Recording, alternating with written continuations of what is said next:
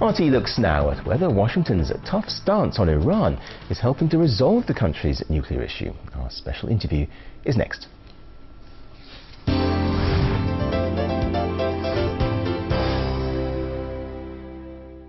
We're sitting down with Congressman Dennis Kucinich, who co-sponsored the bill that was introduced in Congress to end America's no-contact policy with Iran and engage in direct talks. Congressman Kucinich, thank you very much for Good to be with you. me. As I understand, the bill that you co-sponsored is kind of a response to the big sanctions bill that was actually passed by the House of Representatives, and part of which was to make it illegal for any American diplomat to make any contacts with an Iranian official.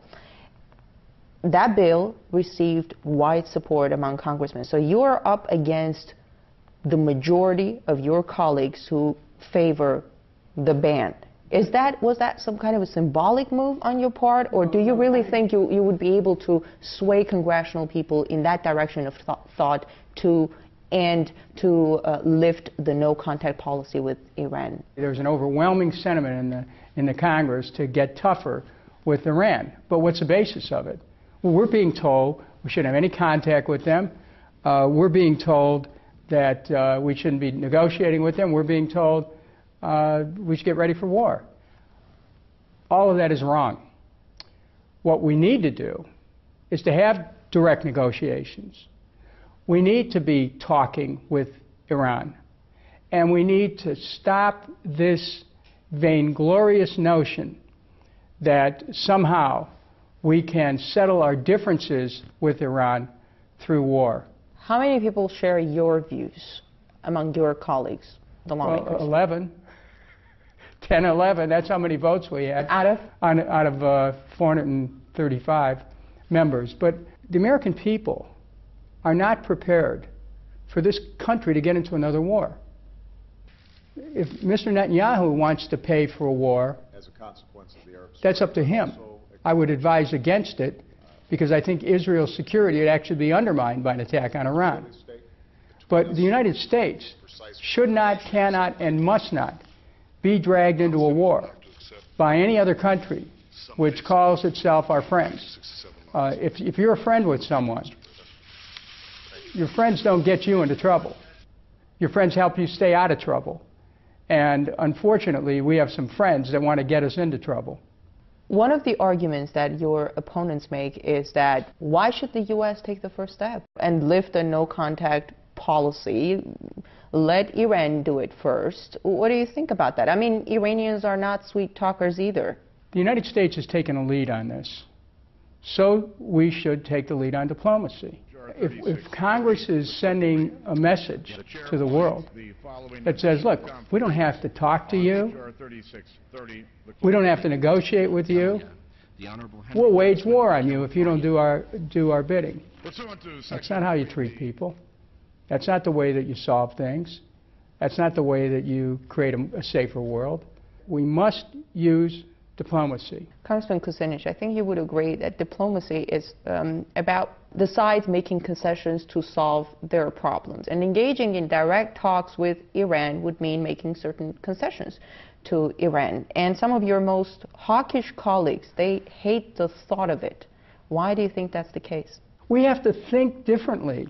We have to believe that peace is possible. What we have is a type of thinking coming out of Washington that says war is inevitable. When you say war is inevitable, you actually create of war a self-fulfilling prophecy. So you get war. We wonder, why do we have war? Because people think in terms of war. We have to stop thinking in terms of war. I want to go back to the big sanctions bill that was passed by the House of Representatives.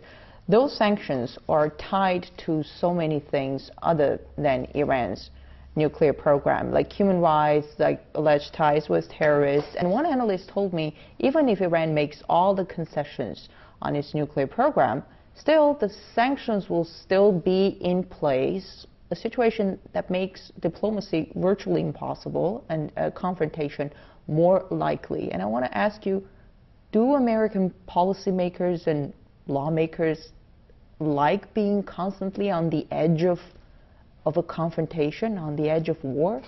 Sanctions are another form of warfare. Sanctions are just a step away from shooting. The mindset which exists here in Washington is generally one of brinksmanship, going right to the edge, pushing things. The problem with that is there's always room for miscalculation, especially when part of that prevailing mentality says you can't even have contact with the other side. I mean, imagine for a moment, at the height of the Cuban Missile Crisis, if Nikita Khrushchev and John F. Kennedy were not speaking to each other. It was the fact that they communicated that caused the crisis eventually to be resolved. Do you think it's eventually all about the U.S. wanting to overthrow the Iranian leadership one way or another?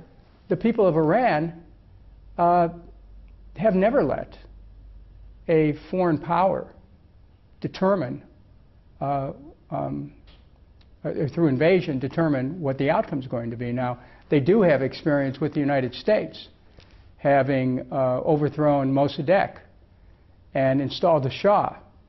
That set the stage for a very troubled period in dealing with Iran. The people of Iran are very concerned when their nuclear scientists are assassinated. How does that happen? Who's doing it? Is this a decision that's being made in the high ranks of government? So we should forget about trying to conquer other countries. That's an old model. That's old thinking from hundreds of years ago. We tried that in Iraq. It did not work. We've tried it in Afghanistan. It did not work. We keep trying it. We tried it in Libya. It does not work. There are people who want us to try it in Syria. It will not work. And it's not going to work in Iran. And the sooner that we understand that, the better it is, because then we look at what are our options. What's interesting, according to polls, the majority of Americans, 7 out of 10 Americans, said yes to diplomacy with Iran. Do the lawmakers hear their voices? Every member of Congress has improved hearing when we get close to an election.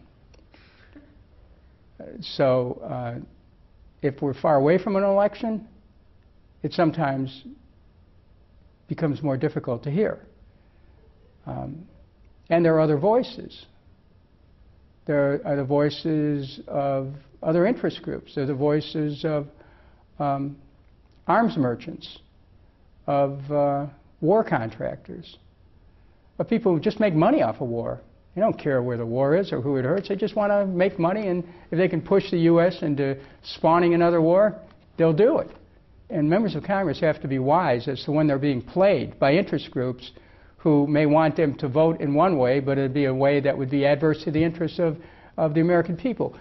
What do you think about President Obama's handling of the situation? He seems to be catering to warmongers and advocates of diplomacy at the same time. I mean, it's kind of hard to figure out. Where is he standing, in your opinion? I think you've characterized it accurately. The President has sent out mixed messages. Now, that might be a strategy. But I would prefer to see the President of the United States take the leadership and say that we're not going to have another war, and we're going to use diplomacy. I would hope that our President would take that tack instead of occasionally throwing a nod to the hawks who are looking for any hint of or inflection that could start to stir up the forces of war.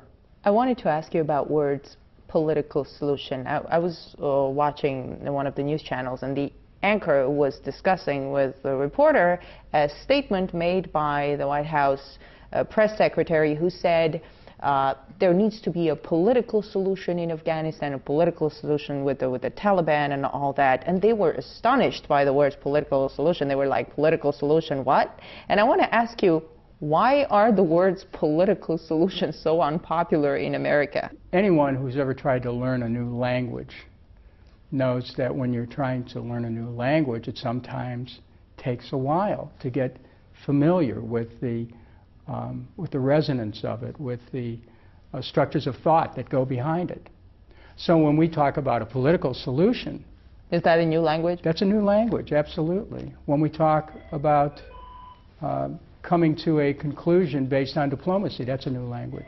You're a lawmaker. Could you tell me just how trigger-happy people in Congress are when it comes to war? Well, you know, I've seen this phenomenon where most members of Congress are relatively placid, peace-loving people. But something happens when we're on the threshold of conflict.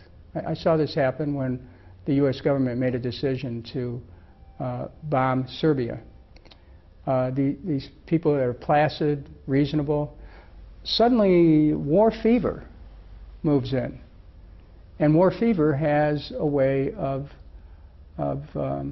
infecting people's thinking. It's like a virus. Let's talk a little bit about Syria. What's the general mood in Congress with regards to Syria? Is it pro-intervention? Is it anti? Oh, I think it's mixed. There are members of Congress, particularly in the Senate, who have been calling for intervention. But intervention on whose behalf? The more you look at it, there are so many different groups that are playing in Syria right now. The U.S. intervention could bring about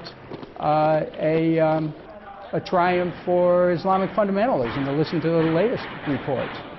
Just like you saw the Al-Qaeda flag flying over Benghazi when the government of Libya had fallen. So just because you intervene doesn't mean you're going to get the results that you want. Actually, there's almost an ironclad rule that intervention will get the opposite results that you want. Thank you very much.